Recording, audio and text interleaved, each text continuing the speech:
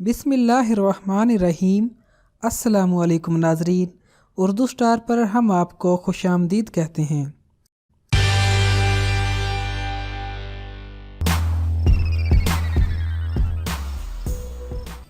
एक मर्तबा बाबा गुरु नानक ने अपने मुरीद से कहा कि इमाम हुसैन रज़ी अल्लाह ताला का गम मनाया करो। मुरीद ने कहा वो तो मुसलमानों का लीडर है। बाबा गुरु नानक ने कहा कि मैं तुम्हारे गुरु होने की हैसियत से हुक्म देता हूँ कि घर जाकर अपनी बहन से शादी कर लो। मुरीद ने कहा कि मेरा ज़मीर मुझे इस बात की इजाज़त नहीं देता। बाबा गुरु नानक मुस्कुराए और कहा कि अरे नादान, इसी ज़मीर को तो हुसैन कहते हैं, क्योंकि इमाम हुसैन रज़ी अल्लाह ताला सिर्फ मुसलमानों का नहीं, ज़मीर वालों का इमाम है। अगर इंसान का ज़मीर बेदार हो तो दिलो दिमाग रोशन रहते हैं। अरब की कुछ रवायात हैं, उनके बुजुर्ग तलकीन करते थे कि आपका बेटा जब स्कूल जा रहा हो और आप उसे रुखसत कर रही हो तो उसके टिफिन में खाने की चीज 2 अदद रखें और उससे कहें एक तुम्हारे लिए है और दूसरा तुम्हारे सबसे महबूब दोस्त के लिए।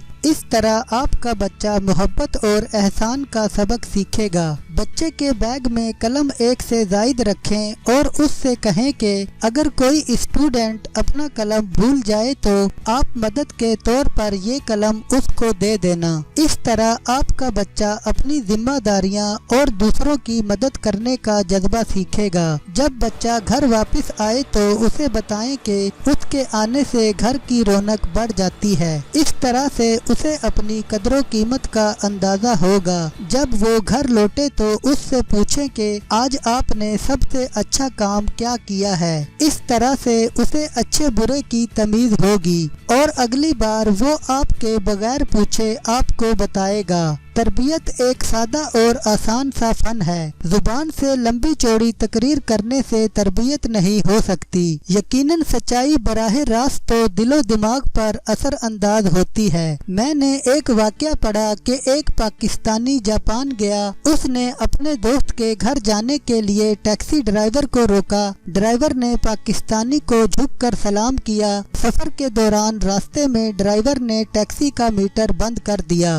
2-3 किलोमीटर के बाद फिर टैक्सी का मीटर चला दिया। पाकिस्तानी बहुत परेशान हुआ। चूँकि जापानी जुबान नहीं जानता था इसलिए टैक्सी ड्राइवर से पूछ ना सका। जब अपने दोस्त के घर पहुंचा तो उससे कहा कि वो टैक्सी ड्राइवर से पूछे कि उसने रास्ते में टैक्सी का मीटर क्यों बंद किया। टैक्सी ड्राइवर ने बताया कि वो गलती से एक मोड़ मिस कर गया था और उसे 3 किलोमीटर का चक्कर काट कर उसी जगह पर वापस आना पड़ा। लिहाजा उसने मीटर बंद कर दिया ताकि उसकी गलती का बोझ मुसाफिर पर ना पड़े। दयानत की ये मिसाल नाकाबिले यकीन लगती है मगर ये सच है। हमारे प्यारे नबी सल्लल्लाहु अलैहि वसल्लम ने अमानत और दयानत की अजीम शान मिसाल पेश की थी। जब आप सल्लम ने हिजरत मदीना से पहले उन कुफार को अमानतें वापस की जिन्होंने आप सल्लम को जबरो तशद्दुद का निशाना बनाया था। ये होता है किरदार जिससे हर कोई मुतासिर हुए बगैर नहीं रह सकता।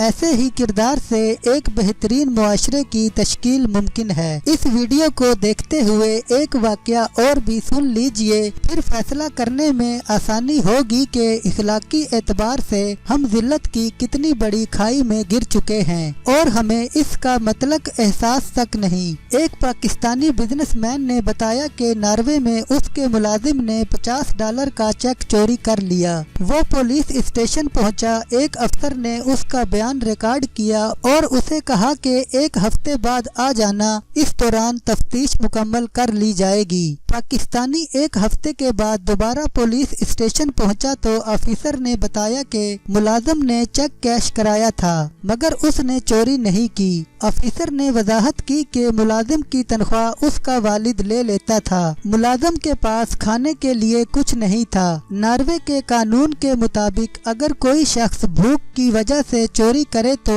उसे चोरी नहीं इंसानी जरूरत समझा जाता है। ऑफिसर ने $50 का चेक हुकूमत की जानिब से पाकिस्तानी बिजनेसमैन को दे दिया। ये होती है रियासत और उसकी जिम्मेदारियाँ। पाकिस्तान में तो रोटी खाने के जुर्म में मालिक नौकर को मार मार कर लहूलुहान कर देता है और उसे कुछ तरस आता है ना शर्म। अब ऐसे मुआशरे का क्या किया जाए ये सोचना आपका काम है।